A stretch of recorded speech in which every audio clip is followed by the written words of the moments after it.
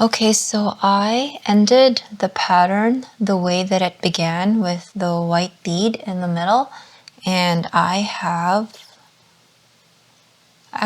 exactly 5 inches, but it's fine. A little extra is okay.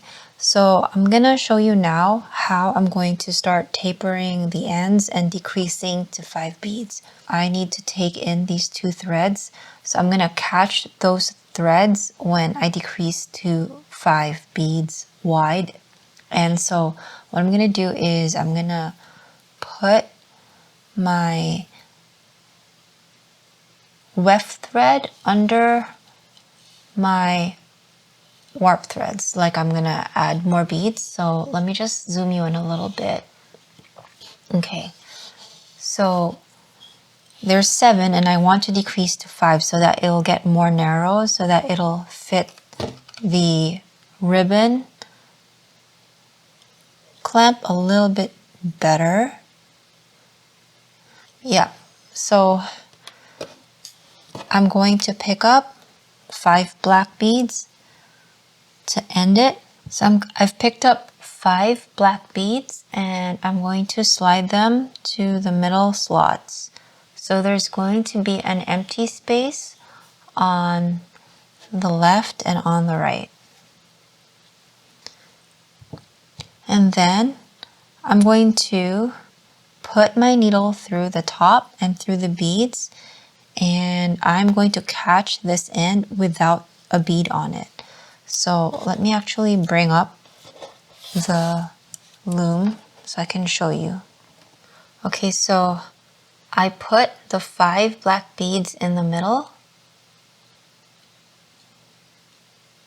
like that, and I'm going to put my needle over all the warps and through each bead, going over all the vertical warps like that. And when I pull, I'm going to have this thread catching that side, and I'm gonna take it in. I'm gonna pull it so that it goes in like that.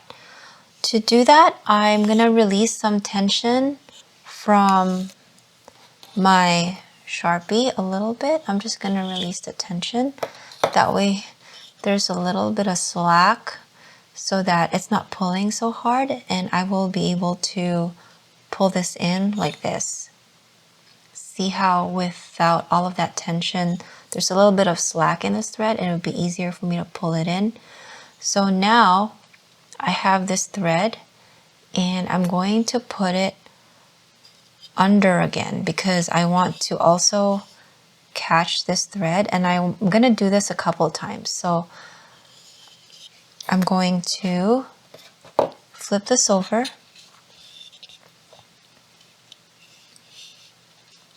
and I'm going to, so now I'm in the back of the loomed piece and I'm going to put my needle through all of the beads from the back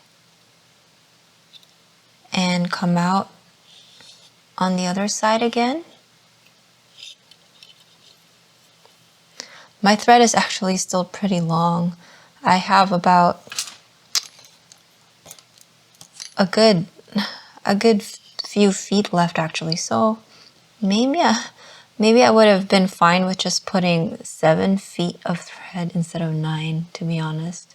But anyway, when I pull, see how the thread is getting taken in, and I'm just gonna pull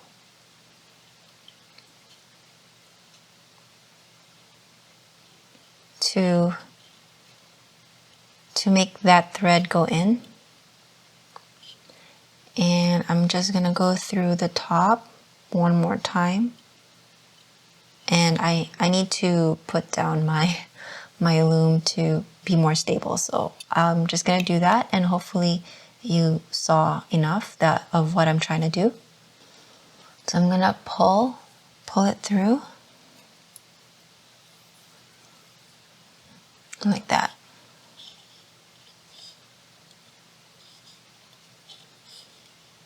And just take it in a little bit.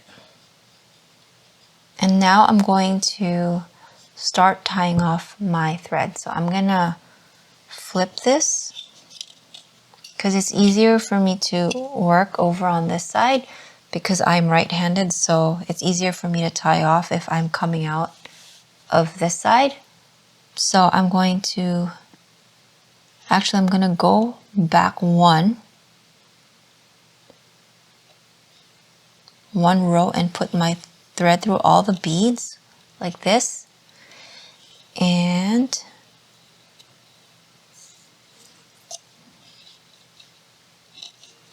see how that makes this last row a little bit closer to the previous row. So I'm actually going to do it again coming from the left side. So I'm just going to go through the top and just weave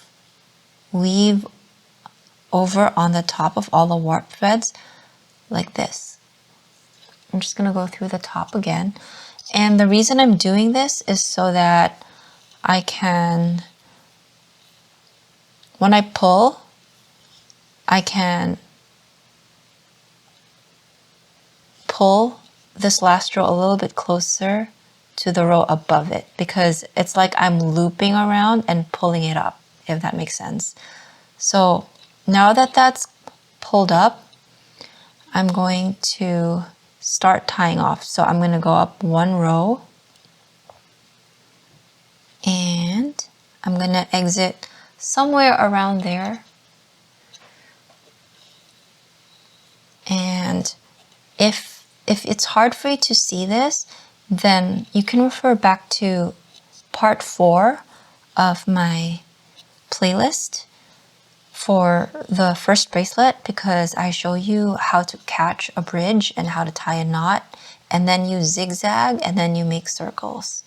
So I'm still gonna try to show it here. So let me try to bring you close again and show it here in this video.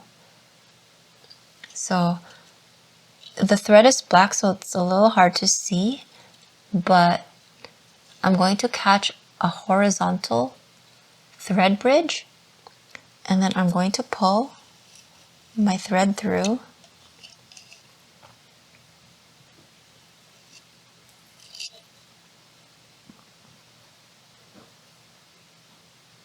and then I'm going to put my needle through that loop and draw a knot, which will end up in this third row. And then I'm going to put my needle through a few beads here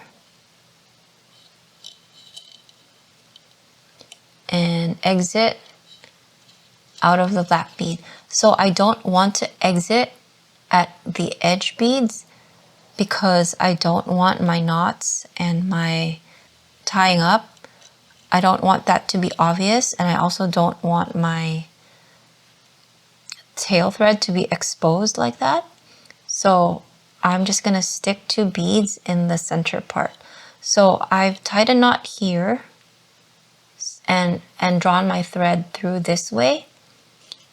So I'm going to just make one more knot. So I'm gonna catch another thread bridge, horizontal thread bridge, pull my thread through,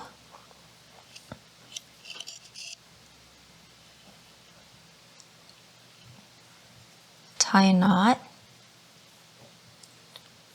draw that knot, and then put my needle through a few beads. So I've already zigzagged this way, and I'm zigzagging now to the left. And from here, I can just make a circle. Like I'm gonna put my thread this way and go back around this way, and then I can cut my thread. So I'm gonna go up one and put my needle through a few beads.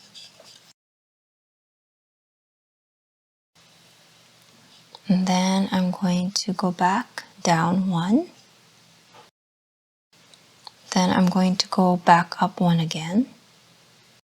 And if you want, you can always zigzag again. And by zigzag, I mean just go up and go in the opposite direction, like that. And from here, I'm going to just go ahead and cut off this thread. Because that thread is done, that thread is secure. So I'm going to tie off the other side. So I'm going to turn my loom.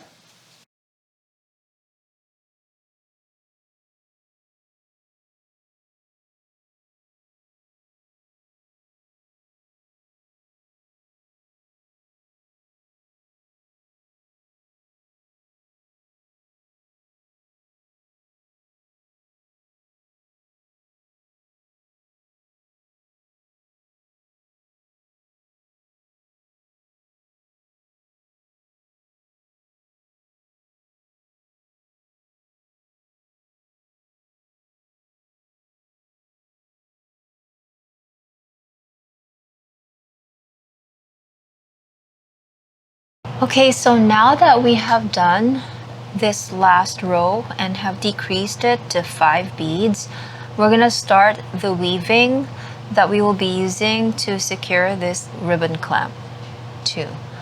So right now there's a lot of thread running through this last row. So I'm not gonna do what I did in video 5, which is to start here and then go around this way and then come out of this right side. What I'm gonna do is I'm just gonna pick up a thread bridge from the last row somewhere in the middle. So let me bring that up for you to see. Okay, so sorry, I cut my finger peeling a potato. I'm gonna pick up a thread bridge here. There's a ton of thread bridges, so you know, it doesn't matter how many you pick up, just try to pick up something. So there's a thread bridge, and I'm going to tie a knot. So just a very, very simple knot. So let me just put this back down. So for the length of thread, I have about, I would say 2.5 feet of thread. You just need enough to create the weaving. So I went through that thread bridge, and then I'm going to tie a simple knot. And this is so I can secure my thread before I start the weaving. So I'm just gonna secure it in that bridge area, and I'm gonna cut off this tail because we're not gonna need it. And then I'm going to start, because I started in this section, in between these two beads, I'm gonna start my weaving on this thread. So to create the weaving, we're just gonna go over, under, and let me bring this back up again to show you. Okay, so I secured the thread in the middle of these two beads. I just tied an overhand knot to secure that in between these two beads. So I'm just gonna start with this thread right here. So to start the weaving, I'm just gonna go under, over, under, and I'm gonna come out of the white thread. Sorry, I'm like holding it up so it's a little unstable, and I'm gonna pull. And so that is the first thread of the weaving. So since I'm ending under, as you can see, I'm ending under, then I'm just gonna start going over from left to right. So I'm gonna go over, under, over, under, over, and under, like that. Then I'm gonna pull,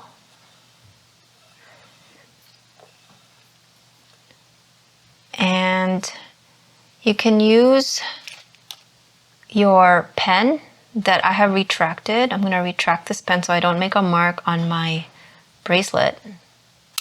You can use a pen to shove that in like that.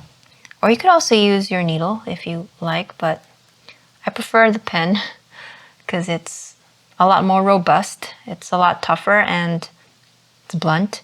So I ended here in and under, so I'm gonna go over, over, under, over, under, over, under, like that. And pull again.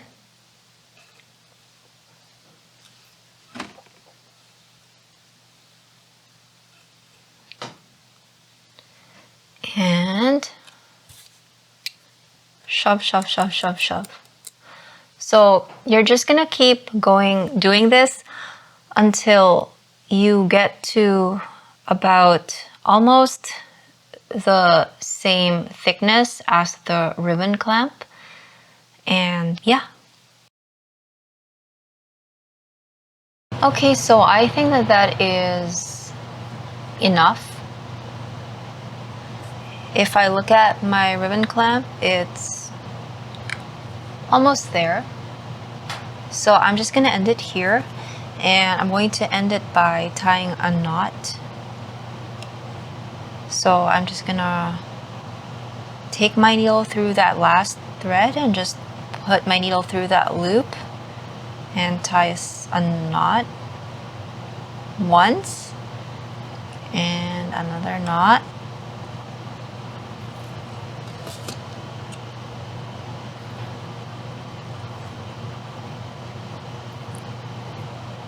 So a couple knots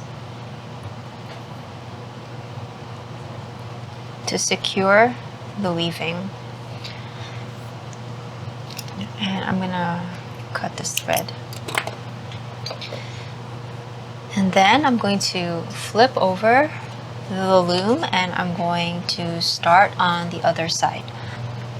Alright, so I've cleaned up here and I put some plastic under the loom to protect it from the glue, and I have my Aleene's original tacky glue, and I'm just going to glue my weaving to secure it. So I'm just gonna spread some glue with a Q-tip.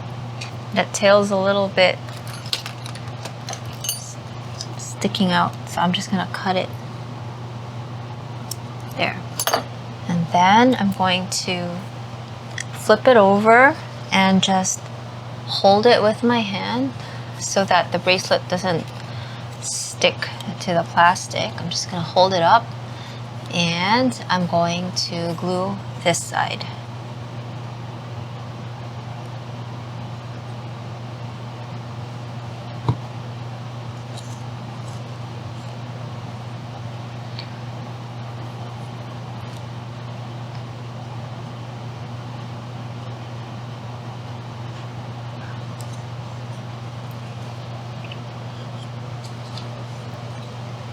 So now we're just gonna wait until this glue is fully dry.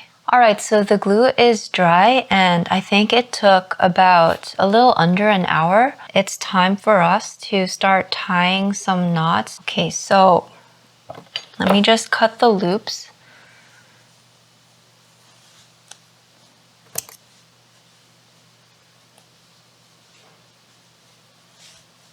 Okay. So basically it's not really an exact science. Just pick two. Okay, so let me just put these ones aside. So I'm just gonna do these three because they're all together, and then I'll knot it with this one. And this is all going to be hidden in the ribbon clamp, so it doesn't have to be super clean.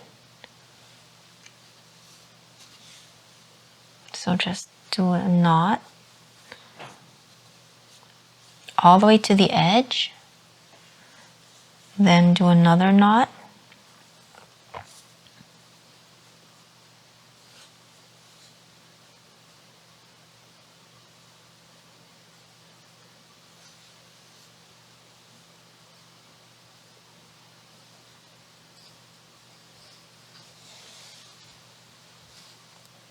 I've only done 2, so I'll do one last one.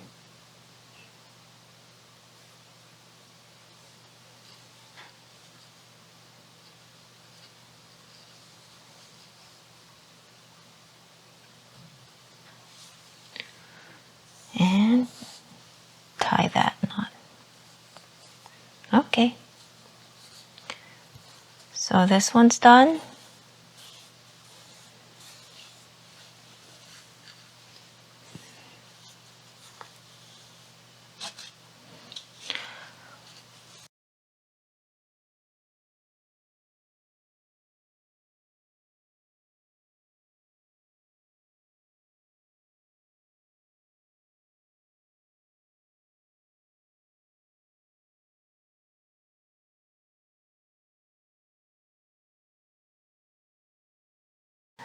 And then once you're done knotting, I'm going to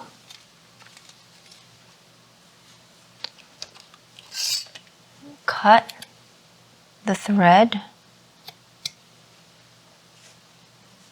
without cutting the knots. So just cut the thread a little bit past the knot.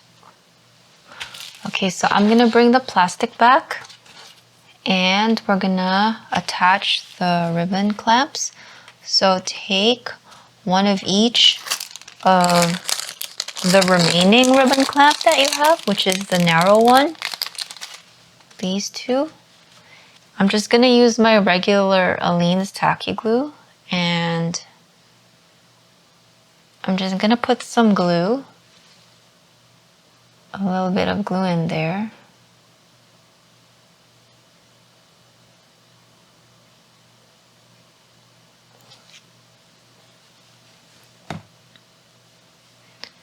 And then I'm going to try to get all of that extra crazy thread and put it in. And I'm going to take my pliers.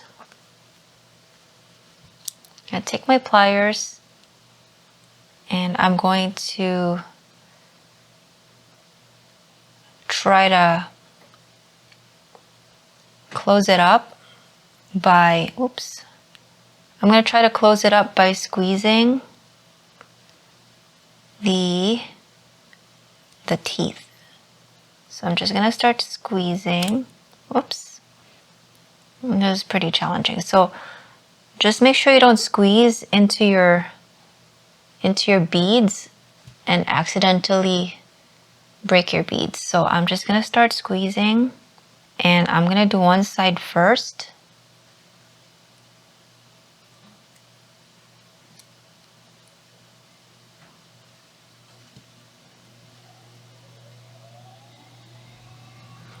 And I'm going to do the other side.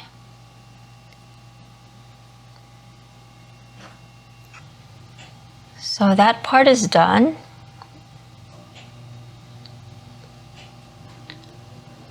Okay, so I've waited for the glue to dry so we can start to finish up here. So for the extender chain, I'm only going to take 5 links, which is about 1 inch. And that's because I've already measured this bracelet to fit my wrist. So I don't really need an extender, but if you want to gift this to someone and you're not sure of that person's wrist size, then you might want to give them 1.5 inches to 2 inches of extender just to be sure. But anyway, I'm going to take the chain off. You can either cut these with wire cutters, but I'm just going to show you how to open and close chain and jump rings because it's a good exercise. So I'm going to take 5 links. So I'm going to open up the 6th one. So I'm going to look for where there is the break in the link, and I'm going to take 2 pliers. So I'm going to do 1 plier on one side and 1 plier on the other side. So you never want to pull the links apart, you just want to twist it open. So let me just twist it open like this. Like that. And then I can take the chain that I need. So now I'm going to attach the clasp first. So first I'm going to take a jump ring and I'm going to put a plier on one side of the break, and I'm going to put the plier on the other side, and you're just going to twist it open. You're not going to pull it apart, just twist. So twist it open like this. And then I'm going to drop down my clasp like this. And then I'm going to put it on one side of my bracelet like this. And then to close it up, you're just going to twist it back closed. So here is the jump ring, and you're going to twist it back closed by twist it. And then for the other side, we're going to take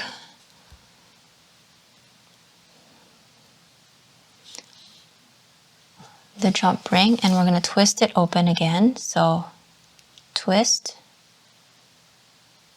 like this. Twist it open.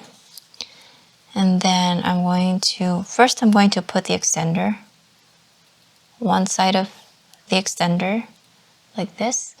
And then I'm going to put the other side of the bracelet on like this.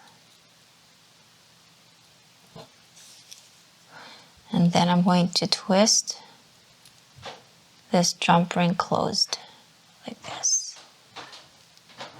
So I'm just gonna use my own jump rings to attach dangles. So I'm going to twist the jump ring open like that, twist. So I'm just gonna put a couple dangles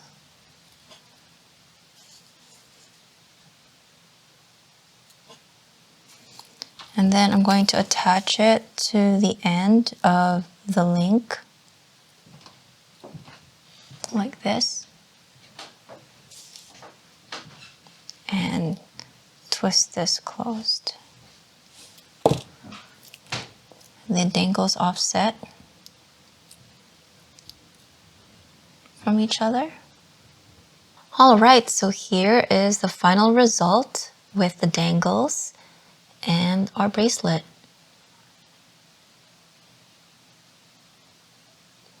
What do you think? Do you like it? I think it's pretty cute. And what do you think of the contrasting black and white thread?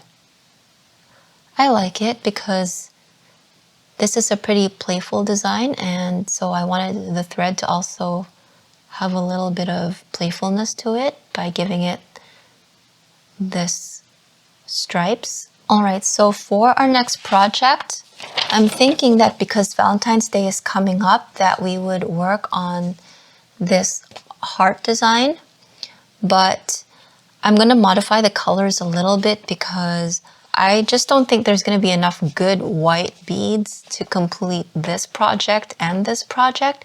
So I'm not going to be using the white beads. I just want to save them for this project. And another thing is we've used the 2 sets of ribbon clamps that were provided in this kit with these 2 projects. So I went on Amazon and I got these end tube clasps. So this is another way that you can finish your loom bracelets. So what they look like is they literally look like tubes, like this. And you would slide these tubes into your last row of seed beads. So you can get this also from Michaels, but I don't know if Michaels has wide enough ones that would fit the 11 row designs like these ones, these 3. So you would need to check because this one The 11 row projects are 23 millimeters wide. So you would need something like 25 millimeters on your sliding end tube clasp. So yeah, I got these from Amazon. So have a look or check your local bead store if you have one. And I will be doing all of these designs eventually. So I'll definitely be making use of these end tubes. So yeah, thank you so much for joining me again. And I will see you in the next video.